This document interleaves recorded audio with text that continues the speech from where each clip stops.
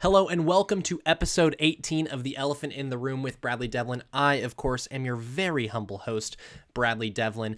Thank you so much for joining us, whether it be on YouTube in the new video format where you get to see my very, very pale quarantined face, or on Google Play, Apple Podcasts, Spotify, SoundCloud, wherever else you may be finding us. Thank you so much for joining us. We got a lot to get into. Let's start off with a little bit of an advertisement from the Heritage Foundation. Yes, the Heritage Foundation's acclaimed Young Leaders Program, of which yours truly is a graduate, proudly announces the launch of the Academy, an online program for rising leaders. The Academy has been crafted to educate students, young professionals, and civic leaders on the foundational principles of American political thought and the important policy debates facing our country. This 12-week program is designed to increase your leadership capabilities and to help you engage more meaningfully in your communities and more confidently in policy debates. The inaugural 12-week online program will be offered from May 18th to August 7th, 2020. Make sure to go to the Heritage Foundation's Young Leaders Program for more information. And trust me, everything that the Heritage Foundation does is legitimate. I mean, it is the best program. I actually did a little bit of work with the Heritage Foundation in development, meeting with people who don't get to see everything that goes on with the Heritage Foundation and their influence on policy and conservative thought in DC out in California. And all I could come back with was a glowing review of everything the Young Leaders Program does over there. And it was a pleasure to get to know all of my Heritage friends. So hopefully they're watching this podcast, and I'm happy to give them a shout out whenever I can. All right, so let's get into the breakdown because we got a lot to go over this week. I got pros and cons. I got the breakdown. I got a Warrior of the Week, which I have a hilarious story about, by the way. So for this week's breakdown, what are the governors up to during coronavirus? We've covered every aspect of coronavirus at this point. We've covered the epidemic itself. We've covered China. We've covered federal government's response. We have covered Joe Biden's response to the coronavirus. But we haven't talked about the most important aspect, I think, yet, and that is what in the world are the governors up to? So, you may remember from last week that I told Siraj Hashmi that the most undercovered and underemphasized response to the coronavirus was from the nation's governors. I mentioned John Yu's piece over at National Review called Pandemic Federalism last week, and I wanted to share the major points of this piece before we break down some of the most outspoken or, some of the most important governors and their respective responses to the coronavirus. So Yu says in his piece, under our federal system, Washington, D.C. has only limited powers to respond to a pandemic. The Constitution grants the national government a limited set of enumerated powers. Stopping the spread of a disease is not among them. Instead, Congress must resort to a cure for its powers to regulate commerce with foreign nations and among the several states, and to tax and spend for, quote, for the common defense and general welfare. Nor does the president possess any explicit power to protect health and safety. He instead must invoke his power to take care that the laws be faithfully executed and to wield the executive power of the United States. Thus, he goes on to say that the federal government can play only a limited role in fighting the pandemic. It can bar those who might have the coronavirus from entering the United States or traveling across interstate borders. It can provide critical supplies such as medical equipment, intensive care units, and drugs. It can transfer money to states and cities or private entities such as hospitals to help pay for the costs. It can help disseminate information on the disease, fund research on a vaccine and cure, and coordinate the efforts of public and private institutions with guidance or best practices. While Washington, D.C. controls the nation's borders and regulates interstate traffic, such as the airlines and highways, that power can do little now that the coronavirus has reached every single state. Under our constitutional system, the primary authority to fight the pandemic rests in the hands of our state governors. States possess the police power, which gives them the authority to regulate virtually everything within their territory. As the Supreme Court has long recognized, the most compelling use of state power is to protect public health and safety. Under their police power, only states can impose quarantines throughout an entire population, close institutions and businesses, and limit movement and travel. Our Constitution's division of authority may lead to a slow initial response as Washington and the states jostle for authority or wait for the other to act by design. The founders recognized that the states would exercise primary authority over most aspects of daily life, while the federal government would protect national security, conduct foreign relations, and handle truly national problems. The states have better information, can shape policies to local conditions, and can experiment on best practices. Ironically, the pandemic therefore places Trump's political future in the hands of his most dire rivals, Newsom, Cuomo, and the governors of other populist blue states. The president's reelection this November depends on the nation's success in responding to the pandemic. The very purpose of the presidency is to act quickly and decisively in the face of crisis. So that's only the highlights of Yu's piece, and I strongly encourage all of you to read it in full because I think it's correct. And because I think it is correct, let's talk about exactly what some of these governors are doing. Michigan's Governor Gretchen Whitmer has decided to take a bit more of a controlling, dictatorial approach to things, while other governors, especially Republicans in state that have low population densities, that we most likely won't be talking about today, are gauging the feasibility to reopen and are making plans accordingly. Her recent actions extend the stay-at-home order through the end of this month, but also put very draconian restrictions in place, such as no travel to homes besides your own. So even if you have a mother at a different household that you're taking care of, nope, can't go there to drop off her groceries or to visit with her briefly, even if you've been quarantining for a long period of time. And if you own two homes, which many Michiganders own vacation homes or cottages in the north, members of my family own a house over in Wink-Wetansing that has been in the family for decades, and my family members who live over in Illinois won't be able to go there, even though they legally own that second residence, even if that residence has been empty and would help you quarantine by getting out of, let's say, a populous city like Detroit up north where there's a lower population density, or maybe a younger population demographic.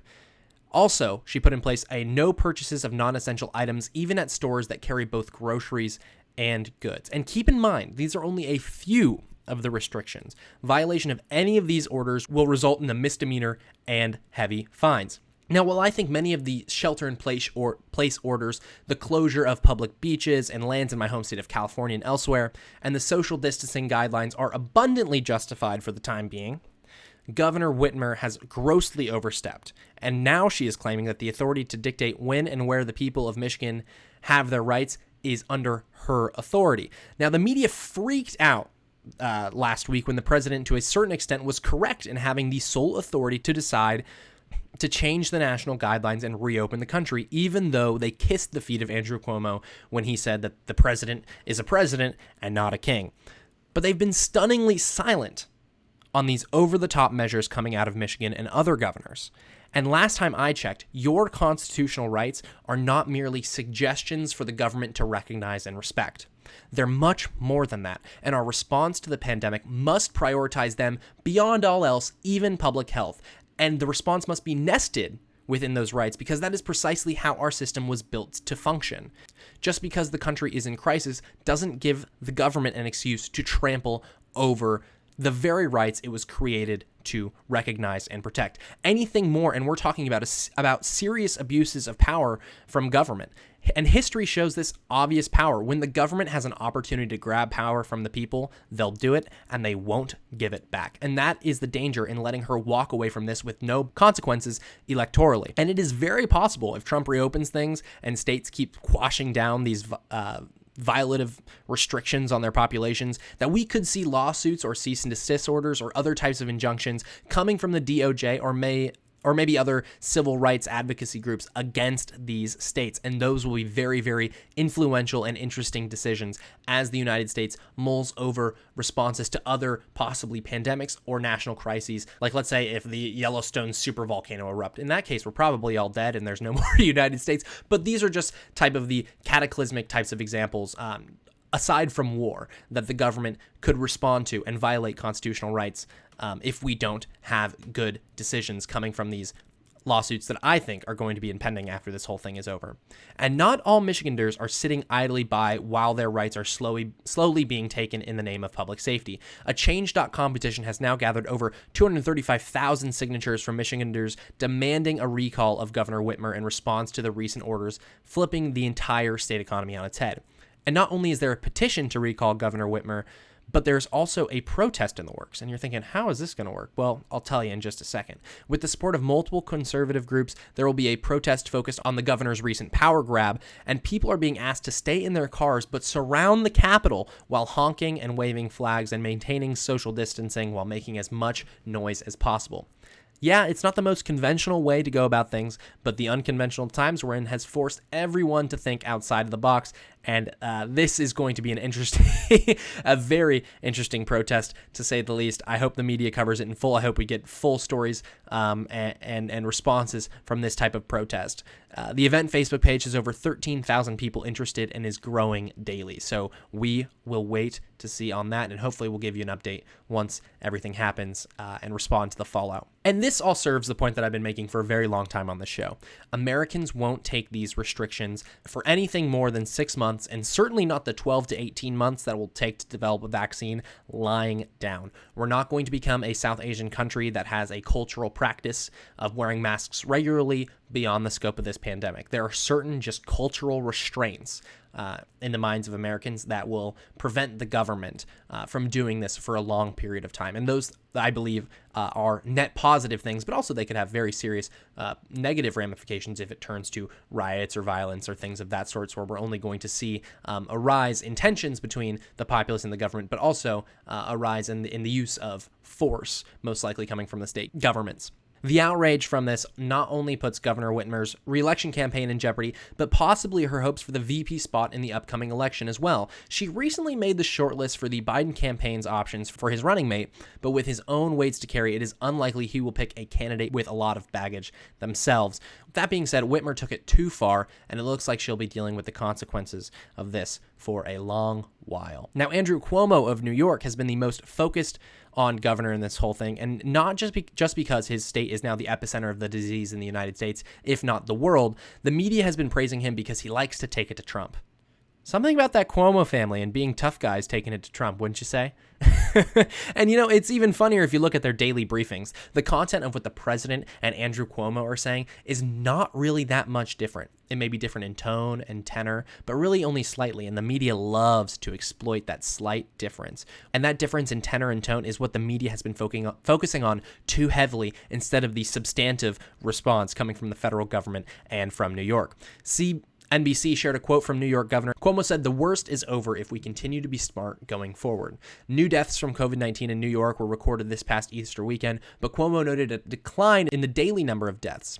Cuomo has said governors from Connecticut, New Jersey, Pennsylvania, Delaware, and Rhode Island are working in conjunction on a plan to reopen their state economies, which is a little amusing given that Cuomo freaked out about Trump saying a quarantine for the region might be a good idea that he was considering, even though I'm uncertain about the constitutionality of such a proposal that was being eyeballed by Trump earlier this month, I believe, if not late March. 671 new deaths were reported to have occurred on Easter Sunday in New York, bringing the state's total number of fatalities up to 10,056. Cuomo stated this indicates a bit of a drop as the number of fatalities had once topped 750 people per day. Pointing to the hospitalization rate and a decline in the use of ventilators, Cuomo said that the curve in the state continues to flatten. When pressed by a reporter about whether or not the worst is over, Cuomo admitted he's not entirely confident that the threat has passed. He said that the numbers suggest a plateauing, but this is what experts have already talked about. And Cuomo stated that the worst can be over unless we do something reckless. While COVID-19 has raised valid concerns not just for the health and safety of American citizens, but their economic lives as well, reopening must be done carefully. We all want to see schools and businesses up and running again, but can this be done without jeopardizing public health? New York is considered to be the epicenter of the pandemic, but it cannot remain closed forever, and reopening the state will no doubt be a monumental task, and caution will have to be considered when it comes to implementing such a strategy. All right, let's shift gears to a red state. There is Texas Governor Greg Abbott. On Sunday, Governor Greg Abbott extended the disaster declaration for all Texas counties. The declaration makes emergency resources more readily available for Texans during the pandemic, and the governor said that by extending the disaster declaration, we are ensuring the state of Texas continues to have adequate resources and capabilities to support our communities and protect public health. The Friday before that announcement, Governor Greg Abbott announced that he had planned to sign an executive order which outlines guidelines for how businesses in the state can start to reopen after being shut down over the coronavirus. On Monday, in another news conference, Governor Greg Abbott explained that reopening the Texas economy would be a slow process. When asked for more details about his announcement, the governor responded that he will have to include a comprehensive team that he said will evaluate what must be done for Texas to open back up, ensuring that what we are doing is consistent with data, with medical analysis, as well as strategies about the type of businesses that will be able to be reopened. He reiterated on Monday that testing will be a part of his announcement on reopening the economy. And in the same news conference, the governor announced $50 million in private forgivable loans to local businesses suffering under the pandemic, which will most likely be much more accessible to Texans and more efficient and less bureaucratic than the federal government's program. So this is certainly a welcome development for Texans with small businesses, and actually a point that should be highlighted as to why we have a federal system in the first place. States get to experiment with different responses. Now, the new initiative marries investment bank Goldman Sachs money with nonprofit Lift Fund's expertise in micro-lending to entrepreneurs in distressed neighborhoods with the government, and I think a great use of a public-private partnership. Now, the primary function of these loans is to avert layoffs and primarily used to be focused on payroll. Now, this comes as many restaurants and retail stores have been forced to shut their doors or dramatically scale down business. To no surprise, the state has seen more Texans apply for unemployment this past few weeks than all of 2019. This proposal to reopen has been faced with criticism from many, including former presidential candidate Beto O'Rourke. In an interview, O'Rourke rebuked the governor's response for what he described as a feeble confrontation of the virus, and he praised local Democratic leaders and said that the disparity would resonate with Texans in the fall. And this is ridiculous on its face because the death numbers in Texas have constantly been dialed down. Earlier in April, the projected death toll was about in the 6,000s for Texas, and with the measures put into place by Governor Greg Abbott, that number has decreased to be within the 2,000s, and that is only a third of what it was projected to be just weeks ago, and 4,000 more families don't have to bury a loved one. That is what you need to keep in mind with this whole thing. So O'Rourke might be trying to score some cheap political points, but I mean, O'Rourke doesn't know the gas pedal from the brake pedal, as seen from his prior experiences with a little bit of a drinky and a drivey. All right, so let's turn to Florida with Governor Ron DeSantis. Now, the Sunshine State has been a hotspot for the COVID-19 epidemic, with some of the early case spreads originating in the southernmost part of the state. Governor Ron DeSantis has been forced to deal with some of the most unique situations in the epidemic. And Florida was not only a spring break hotspot, but it is also home to a large group of port cities for major cruise lines, and obviously has a large elderly retiree population. And these people, as we've gone over, are most vulnerable to the virus. When the full extent of the virus's impact started to come into view, large amounts of college students and families on spring break still flocked to Florida's beaches. Soon after, multiple people that had been involved tested positive, and sure enough, it started to spread within the state and to other states, but the spring break spread issues didn't stop at the beaches. Cruises have been hit hard from the epidemic, but when the restriction lines were blurred, they turned out to be quite the headache. Without knowledge of who could be a positive case, the state government has continued to make tough calls as to when ships can dock and who can get off and on the ships. Now, despite the unique challenges he's faced, Governor DeSantis has been fairly consistent with his conservative values and promises after having a slow and poor start responding to the coronavirus. Unlike Governor Whitmer of Michigan, DeSantis has promoted public safety through precautionary measures without trampling on the rights of everyday Americans.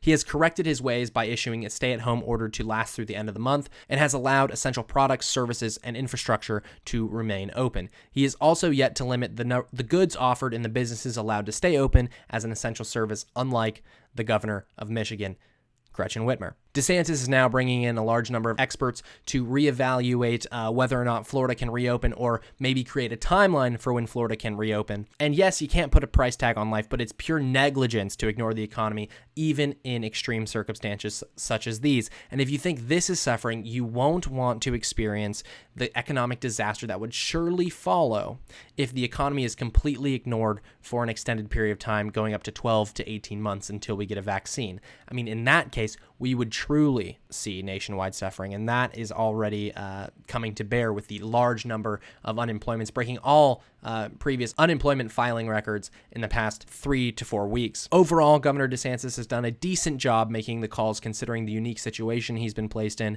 and in spite of many of his successes, he still had a target on his back from the state Democratic Party, obviously. Now, DeSantis had a 70% approval rating in what is considered a purple state, even though I think it's red now. right? And he's continuing to be a pretty staunch conservative, which is practically unheard of, right? These approval ratings this high, even though Trump likes to tweet out about his approval ratings and his ratings, DeSantis is doing quite better than he is, to say the least. While his popularity took a brief hit for the slowness to respond to the virus, his popularity is rising again, even though it is still lower than it was at the end of 2019.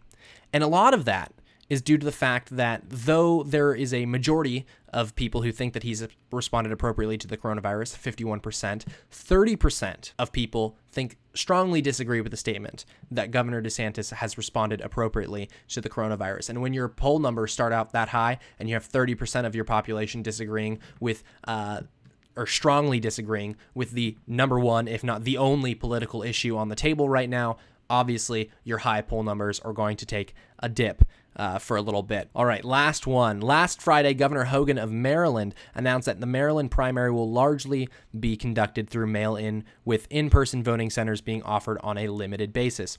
Hogan had already rescheduled the election from April to June back in March, and the plan approved Friday calls for the mail ballots to over 4 million eligible registered voters. State election officials have previously said that the ballots would ideally be mailed by the end of April. And on Monday, the Maryland Board of Election reversed itself again, allowing limited in-person voting for its April 28th special election to fill the seat of late Representative Elijah Cummings. The executive order made by Governor Hogan made on Friday said that the election could be held without in-person voting if the board submitted a document stating it wasn't possible to offer voting centers. The vote of the board ended in a 2-2 decision, with Hogan abstaining in his vote, and this decision will allow those who cannot vote by mail to vote in person. On Sunday, during an interview with ABC's This Week, Governor Hogan pushed back against the president regarding a statement made on medical equipment. In an interview, while the governor acknowledged that the states are better off now than they were weeks ago, he also said, I think to say that everyone's completely happy and that we have everything we need, it's not quite accurate. He added that everybody still has tremendous needs on personal protective equipment and ventilators and all of these things that you keep hearing about.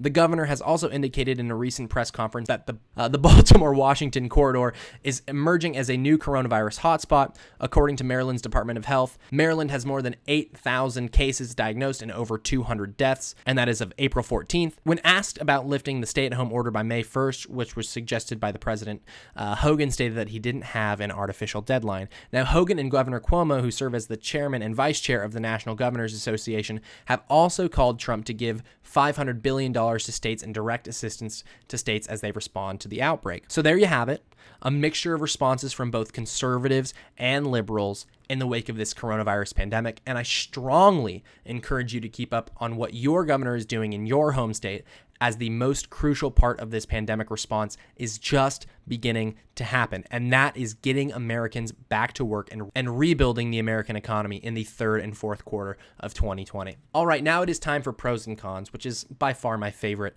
part of this podcast. Even though I love giving you all the information I can in the breakdown, I love seeing my friends on FaceTime during this quarantine. So this week we have Benji Backer, who is a phenomenal activist with ACC. Here is what that conversation sounded like. All right, everybody, it is time for pros and cons. You know pros and cons. It's when I bring on a conservative activist, a conservative politician, a conservative writer to talk about the day's issues. And this week, we're not really talking about a day-specific issue, but more of a century-specific issue. I have on Benji Backer of the American Conservation Coalition. Benji, thank you so much for joining us. Hey, great to be on the phone with you, a fellow West Coaster and conservative activist. We're two of the few. Hey, that's why this show is called The Elephant in the Room. There is not many conservatives out here in California, especially our age these days. So let's jump right into the questions that I have for you today. Many of our listeners are familiar with you and your work over at the American Conservation Coalition, but some of our listeners, right, a lot of our listeners are younger. They're familiar with ACC and the efforts to bring climate consciousness to the younger conservative movement. But for our listeners who don't know, who are a little bit older, tell us why the ACC was founded and tell us what the ACC does within the conservative movement. Yeah, it's a great question. So, we have been focused on really giving conservatives a voice on the environment since 2017, since our founding. conservatives care about the environment just as much as liberals. The data proves that, and scientifically, it's proven as well. And so, unfortunately, most environmental organizations lean to the left, and so when there are policy discussions and people feel like they want to join an environmental organization, there's only one side at the table. Unfortunately, that was the case before, but because of ACC, that's no longer the case. And so over the past 3 years, we've been organizing students on campus, educating students, but also starting to expand to older generations to basically say, here's the way that we can look at conservative environmentalism through market-based mechanisms, limited government mechanisms, and really everything that we stand for and believe in. Because if you look at an American voter map and county by county, it's broken into, the vast majority of red counties, Republican counties, are in nature, and the vast majority of blue, liberal counties are in cities. And so what that tells us is that people who live in the environment, who live and breathe it and know how to take care of it because that is their livelihoods, vote Republican. And so we have an entire population of the country that needs to be heard on these issues. And so that is public land issues, it's wildlife issues, it's ocean issues, it's also climate change. And it's saying, okay, yes, we understand that most conservatives don't like where the left has been on environmental issues, but that doesn't mean that we have to jump all the way to denial or completely forgo our seat at the table. What that means is that we need to carve out our own lane of how we want to look at these policies proactively as a movement and really be able to talk about them and know about them and advocate for them on the state and national level. And I think a part of the the ACC that I really, really enjoy is that you don't oversell what the data is saying, right? You hear this line trotted out all the time. 97% of scientists agree that humans are causing climate change. Well, there are varying degrees across that study, right, of how much humans are contributing to climate change. And for me, I am for sure someone who supports the idea that the climate is changing. I am not afraid to say the three hardest words to say in the English language, I don't know, when it comes to the extent that humans have affected the climate. That being said, even if we granted someone like a climate denier the assertion that humans have nothing to do with climate change whatsoever, right? It doesn't change the fact that the climate is indeed changing, and those are going to present serious obstacles from everything to energy policy to housing policy throughout the United States. Infrastructure projects like making sure that your dams are structurally prepared for the effects of climate change, making sure that your city's harbors are properly protected, making sure that tropical storms aren't going to come through more regularly and ravage your city's infrastructure, right? And that's why I think I really appreciate what you guys are doing and trying to carve out this lane in the conservative movement. And what I've heard is next week you're going to make a big announcement on furthering that mission, furthering making sure that Republicans and conservatives are heard in these environmental policy conversations, and that is the American Climate Contract. Can you tell our listeners exactly what that is? Yeah, well, first, I mean, you made an amazing point about the climate science itself that I want to talk about. The science is settled pretty much with scientists agreeing that we have an impact on our climate as humans. The science is not settled in terms of the severity, and any scientist will tell you that. There are varying, I mean, even you look at like an AOC who says that we have 12 years to fix this problem. She's using the worst case scenario to say that. It's a scenario. It's not like complete settled science. And something that was really made clear to me the other day by Dave Rubin was the science is never settled on anything in terms of the specifics. Maybe we know a general thing, right? Like gravity exists or climate change exists, but we don't know what degree that means or how we can, as humans, change it or alter with it or whatever. That is something that science is continually working towards. So as people who care about the environment and as climate change believers, man-made climate change believers like myself, we should always be looking for how can we improve the science and better understand the severity of these issues. And you made another great point. That is, at the end of the day, the climate is changing regardless of human activity. And so that's one thing. that we have to tackle because we have to adapt and mitigate those risks.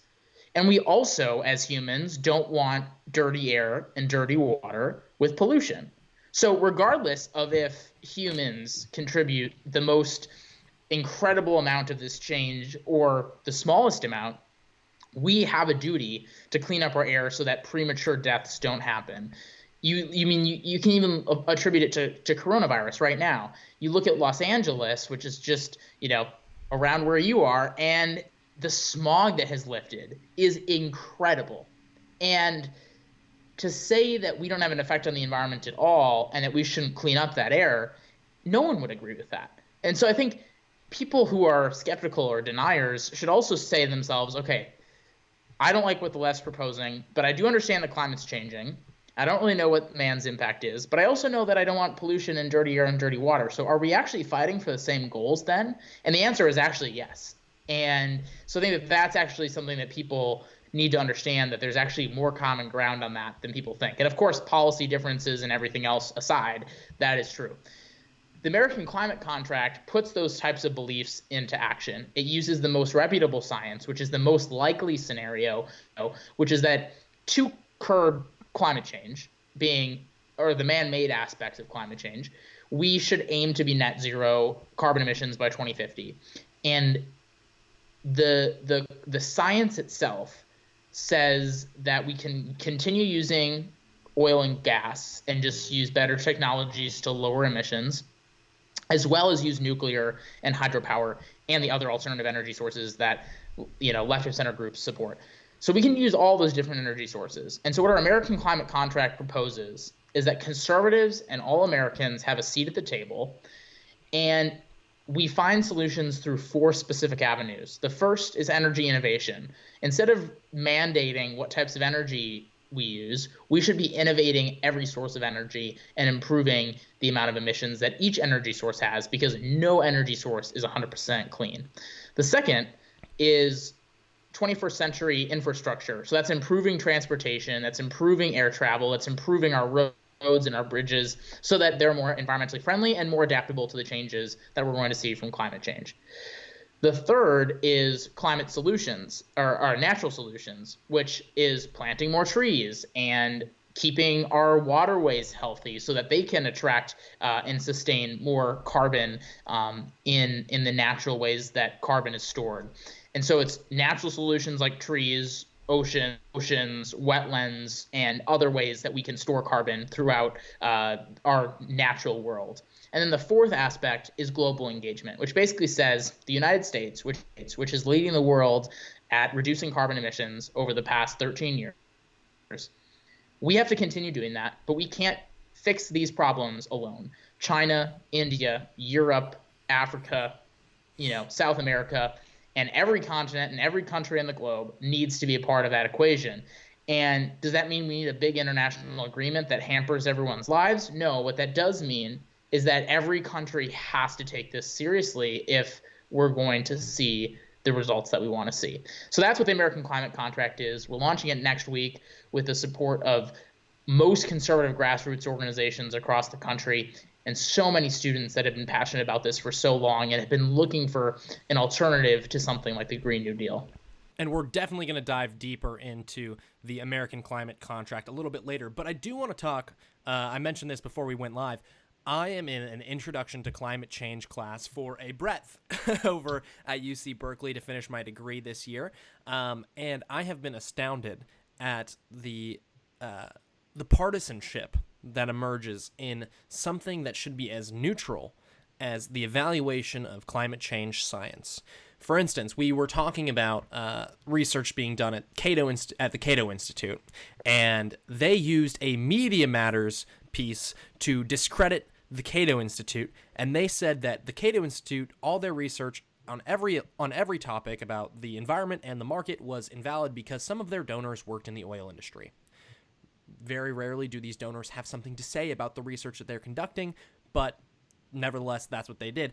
Meanwhile, they have, to prove that point, they have a Soros-funded, legitimately Soros-funded, not like a conspiracy Soros-funded, but a legitimately Soros-funded Media Matters entity going after the Cato Institute. right? I mean, and it's just the ignorance there is absolutely breathtaking. We looked at studies from Dan Cahan over at Yale, and it's showing the psychology of why people believe or don't believe climate change. And what they did was they basically separated individuals into across a few different groups, right? They generally identified people as hierarchists or egalitarians, and as communitarians and individualists, right? So two-axis type of chart, 4 quadrants. And what came out is that all of the hierarchists were more prone to be climate skeptics, and the collectivist egalitarians were all more likely to believe in climate science. Well, when you step back and you look at the actual questions that are asked of a lot of these individuals, I even identified as a collectivist egalitarian. And I am very much not a collectivist egalitarian. I am very much pro-hierarchy in some ways, shapes, and form. We got to make sure that the hierarchy is stable. But yes, hierarchies are necessary nonetheless. And I'm very much, identify as conservative. And so basically, they just labeled everyone who's a hierarchist a conservative, and everyone who's a egalitarian a liberal. And the questions were basically, do you believe that black people are equal to white people? If you say yes, then you're an egalitarian. If you say no, you are a hierarchist. And that just lends itself to, at least these were the type of questions, I don't remember them exactly, but that lends itself to having a bunch of idiots identify as conservatives, identify as hierarchists, and it's no surprise if they believe something as foolish as white supremacy that they would also believe in something as dumb as climate denial. And so I'm looking at that and saying, what in the world are we talking about? You mentioned earlier that a lot of Republicans live in rural areas, and when you actually break down, when you go deeper than do you believe in climate change, when you actually look about individual polls done on things like how much do you value clean air, how much do you value clean water, how much do you value your outdoor space, how much do you value different aspects of the environment, that Republicans are very much on the side of making sure our environment is sustainable and protected. Tell us a little bit more about that. Yeah, I mean, it is frustrating that just because you are associated with, parts of a certain industry, or you work with certain groups, or you associate yourself politically with a certain movement, that automatically means that you don't care about the environment. And I mean, at the end of the day, everyone wants clean air and clean water, and the data shows that. There was actually a University of Michigan study that showed that climate skeptics were more eco-friendly in their day-to-day lives than the most active climate activists. And both were super environmentally friendly. It wasn't like the climate activists weren't environmentally friendly.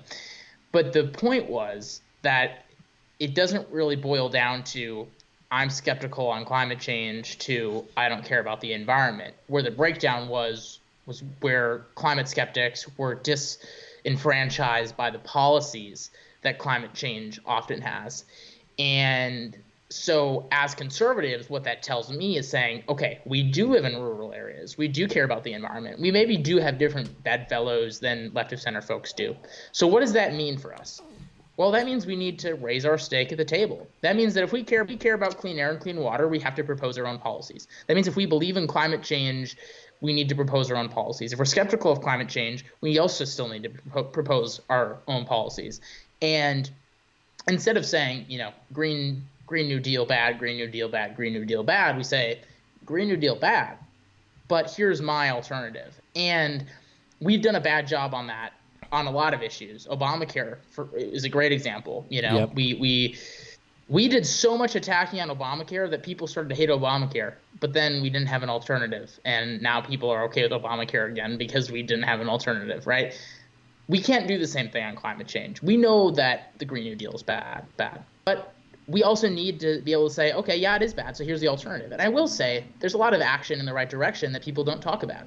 Leader McCarthy and dozens of Republicans in the House and Senate, including Greg Walden, Dan Crenshaw, Anthony Gonzalez, Dave Schweikert, and others, have been unlikely climate heroes and have been proposing bipartisan climate policies. Now, they aren't emissions-reducing policies that will fix this issue overnight.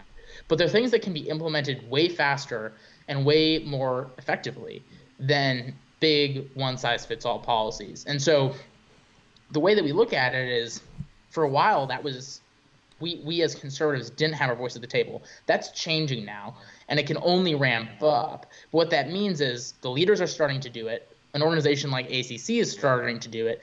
We need all conservatives to say, you know what, immigration, guns, abortion, these are my top issues. But instead of putting environment like 30th this year on my, activism forte, I'm going to put it like maybe in my top 10. And maybe even in my top 5. Might get crazy and put it in my top 3. But at the end of the day, we just need to make this initiative start to own. And we need to, if you look at a conservative running for office, almost 100% of the time they don't even have an environmental platform at all. And when you look at Democrats, it's almost one of their first platform points. And you wonder why we lose younger voters on this issue, and you wonder why we don't have a voice in this topic. So I guess my point here is saying we are taking steps in the right direction, but we still have a lot of work to do, and it's all about a matter of priority and figuring out what our own positions are on the topic. And I think you raise a great point when talking about Leader McCarthy's work on this issue. I have been following that closely. And these are issues, right? There's no silver bullet when we're confronting climate change and the effects it's having on the environment. There are silver buckshots, though. We can do a lot of different things in different areas. We don't have to get through a big package, right? Big bills often lead to disaster. And we're seeing that play out in real time with the coronavirus stimulus package. That being said, Kevin McCarthy leading through some of these Republican, now it seems, priorities on the environment has a direct impact in people's lives today. People who are immunocompromised or their respiratory systems are compromised are more likely to die from coronavirus, for example. What we're seeing right now is if we can clean up those areas, make sure that they have access to cleaner air, cleaner water, they're going to have lower rates of asthma. They're going to have lower rates of other respiratory diseases that make them more prone to health issues down the line. And that can make not only individual human lives more sustainable, but society more sustainable as a whole. So I think that was a really, really great point that you brought up. Another thing that I wanted to circle back on is the international impact of climate change. You said, there's no big policy that we can implement to fix this issue in the United States, because that is the truth. The United States has been the leader in cutting carbon emissions for over a decade now. There is nothing that the United States can individually do in order to solve this issue by itself. And that brings us back to conversations about China and India. India is going to soon become the largest population, the largest country, have the largest population in a country in the world.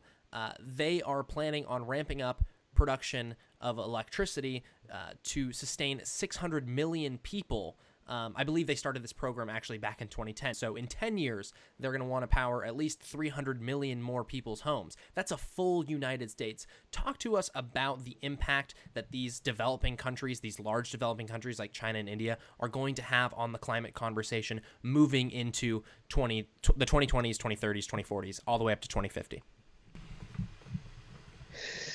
That's the elephant in the room, no pun intended. I mean, it literally is the elephant in the room. Other than you being the elephant in the room, China and India are the elephant in the room. And people don't talk enough about it. And at the end of the day, I appreciate how many people Greta Thunberg has inspired on this issue.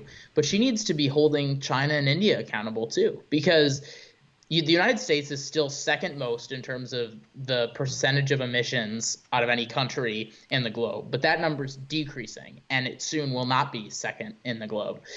The other countries like China and India, China number 1 and India number 3, are ramping up exponentially. They're building new coal plants. They're building new, drilling areas where they have no regulations and no, environmental protections whatsoever, and really no moral laws like we have here. And at the end of the day, we have to hold those countries accountable, but also not step in and say, you guys can't develop because of the environment, because that will never work. And that's been the approach of a lot of people on the left who have actually talked about it when they have, because a lot of people have not even talked about it. But it's saying, we can't just go in there and tell them what to do. They're not going to listen. What we do need to do is make the economic case for climate action, which is saving people's lives, creating jobs, like generating economic opportunity. When the economy is doing well, the environment is doing well, and vice versa, long term. Maybe not short term, but long term. And we need to be able to make that case. But most importantly, we need to be able to make the case that climate solutions themselves, not just climate change, but climate solutions themselves can be economically friendly.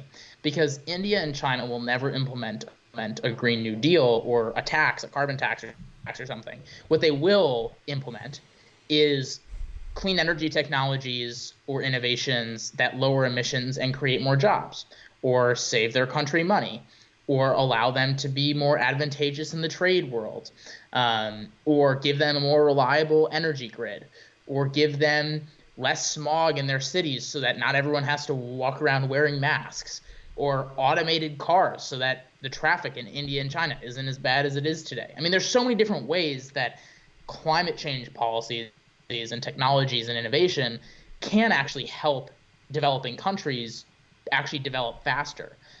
But it's up to the United States to start working on those types of projects with those countries. Otherwise, those countries will never fall into place. And what we do will be great for our air and water here in the United States, but it won't do anything on a global level. And what they do does affect us. Another thing that I wanted to bring up when talking about China and India is the prospect for these countries, right? Which of the three biggest, most populous countries in the world, China, India, the United States. I don't think India's in this conversation, but I definitely think China's in this conversation of who develops carbon sequestration that can be implemented on a scale large enough for a 300 million plus populace, right? Who do you think has the capacity to do that first? I mean, China, it's pretty amazing when China sets its mind to something. For instance, see 5G, right? But it does remain to be seen if whether or not, like, if the United States finds a way to effectively implement carbon sequestration on a large scale for its 300 million plus people, and China doesn't develop it first, do you think China is going to be open to the idea of accepting these carbon sequestration methods, or do you think that's going to be a large geopolitical issue coming down the road, given that China right now is so dependent on coal for their electricity? I think it's a great question, and it's kind of, I would say that it could be the next race for the moon in a way, because there is so much money, so much attention, so much political power in figuring out climate change and figuring out carbon sequestration.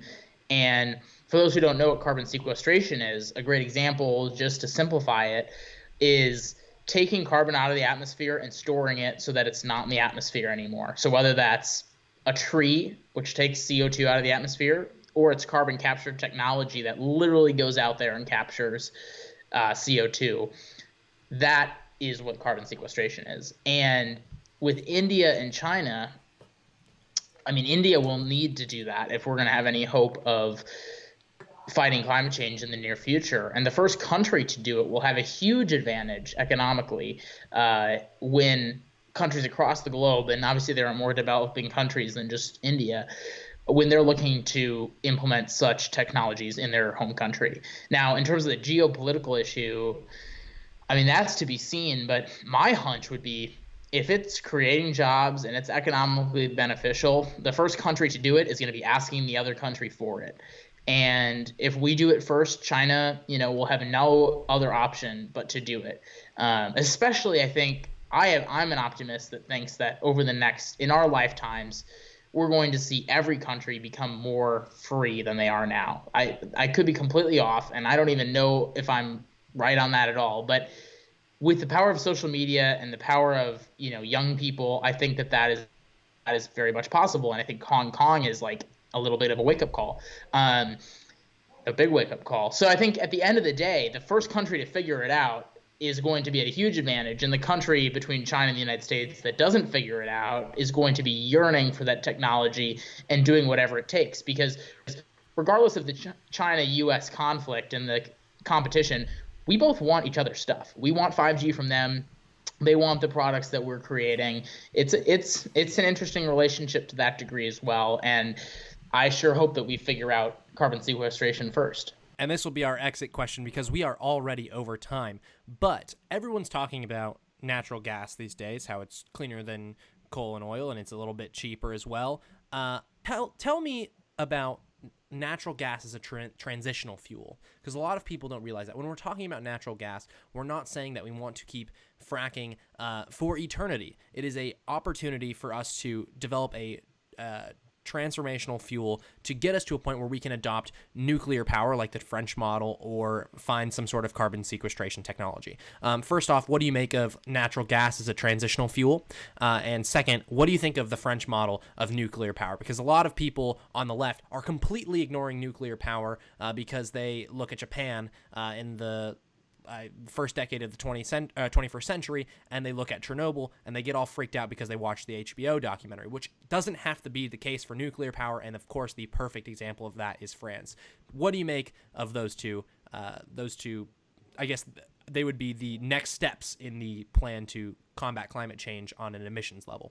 Yeah, for us and with the American Climate Contract, that is a huge part of our energy innovation plan, is working with the natural gas industry as well as the nuclear industry. So on the natural gas side, natural gas is going to be key in fighting climate change because it lowers emissions by over half of a traditional fossil fuel facility like coal. And is it going to be what we use in 300 years? I'm not sure. I don't have a mind that can predict that. I wish I did.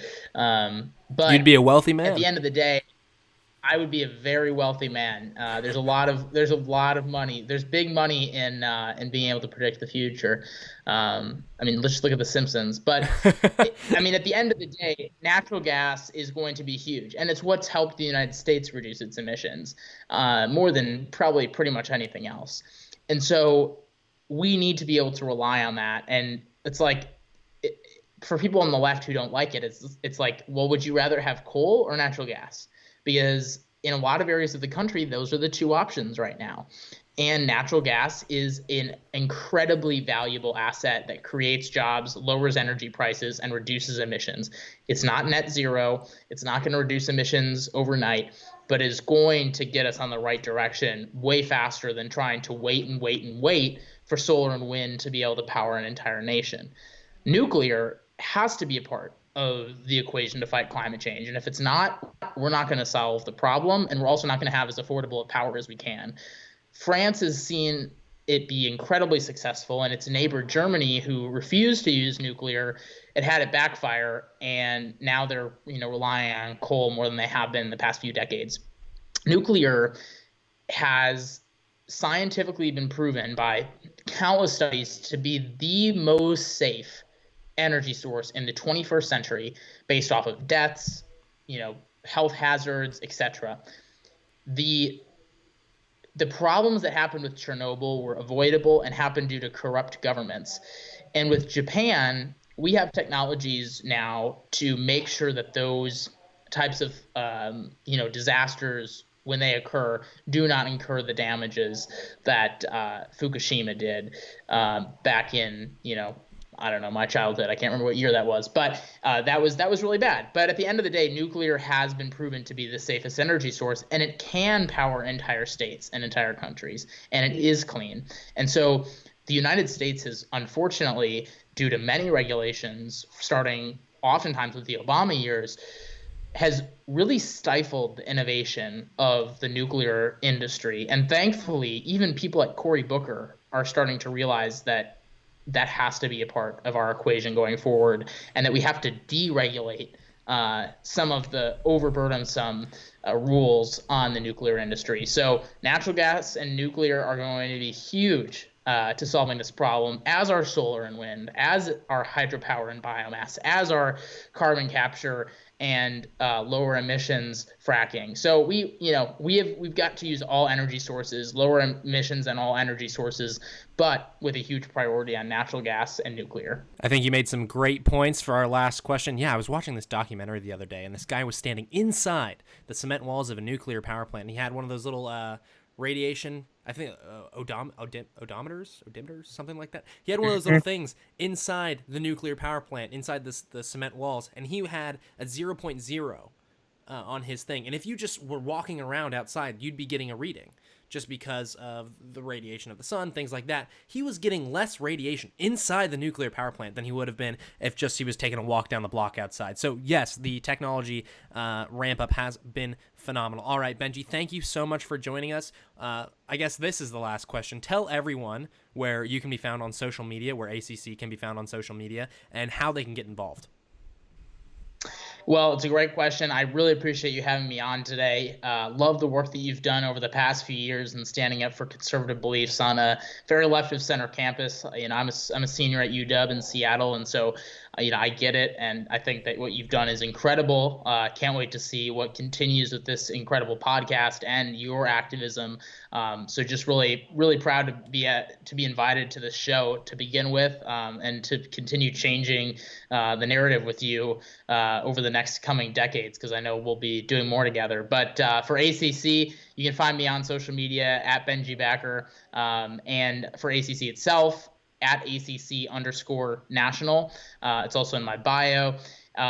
ACC.eco is our website. So that's ACC.eco, and you can sign up to be a student member, just a regular everyday member of ACC. You can sign up to learn more about our American Climate Contract, and really just find a lot of resources about how capitalism can help the environment, how socialism is hurting the environment, how national parks are important. We've got a whole gamut of different educational materials on our site, as well as some endorsements that we made last cycle and a bunch of great content. So be sure to check that out, get involved. Let's change this narrative on the environment together, and make these issues win in 2020 and beyond. So thanks again for inviting me on.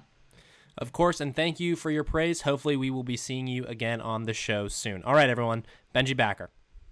All right, before we jump into the Warrior of the Week, I got to tell you about the Leadership Institute's newest opportunity. Former Ambassador Nikki Haley will be talking about the importance of free speech and how conservative voices are being suppressed on college campuses. Co-hosted with Stand for America, this meeting will take place on Zoom on April 22nd from 8 to 9 p.m. Eastern Standard Time, and Haley is expected to take questions from attendees at some point during the webinar. I love Nikki Haley. I had the opportunity to meet with her. I know her son, Nayland. What a great guy.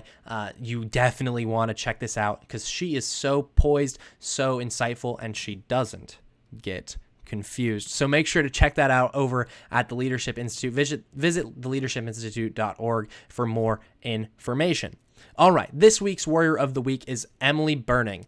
Emily Burning and her husband are the co-founders of a pro-life organization that offers financial assistance to abortion-minded women. This grassroots campaign is focused on connecting with women who feel as if they are in a crisis, providing them with the support they need to carry their pregnancy to term. Burning's group is focused on compassionate outreach, saving lives at every level, including the local level, by removing some of the burdens that may make a woman vulnerable to abortion. And this, I have to say, is such a pleasure to give the Warrior of the Week this week to Emily and her husband, Nathan, because back in the day when I was interning over at the House Foreign Affairs Committee and the Majority Office, I actually rented a place from them in Arlington, Virginia. It was a really fun summer. Shout out my roommates, Katie and Rebecca that summer. They are fantastic people. Got to sit down and speak to them in a really long format. They had just come back from Ireland with some pro-life advocacy happening there. Their stories are phenomenal. They are a phenomenal pair. They are doing phenomenal work. And so it is really, really happy. It makes me really, really happy whenever I get the opportunity to give back to them because actually that space was a great time that summer. We did a lot of bonding with lone conservative folks over at that house. So I appreciate them and everything they've done for me. And of course, everything that they are doing for women who are thinking about abortion and end up changing their minds, saving the lives of little children, little unborn babies that will now grow up to become adults and productive members of society. And of course, helping women with immense psychological trauma from the experiences that they've had in either possibly bringing the baby to term or the pregnancy in and of itself. And so that being said, the COVID-19 outbreak has not stopped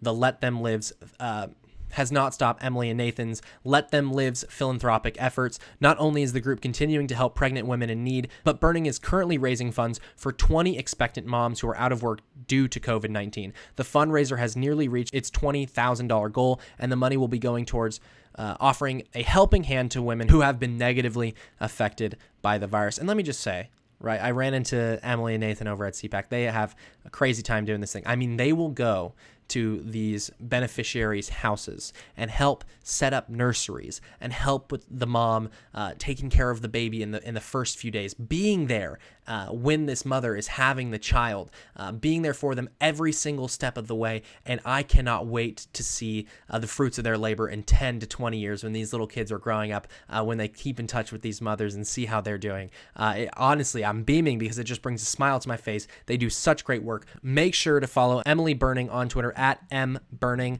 BERNING, and follow Let Them Live at letthemlive.org to get access to this fundraiser, donate to them and their causes. They are a phenomenal family. They're a phenomenal group of pro-life activists over there. So thank you so much for giving us that glimmer of hope, that positivity that everyone needs during these incredibly hard times. And that does it for our show this week. Thank you so much for joining us over at the Elephant in the Room with Bradley Devlin.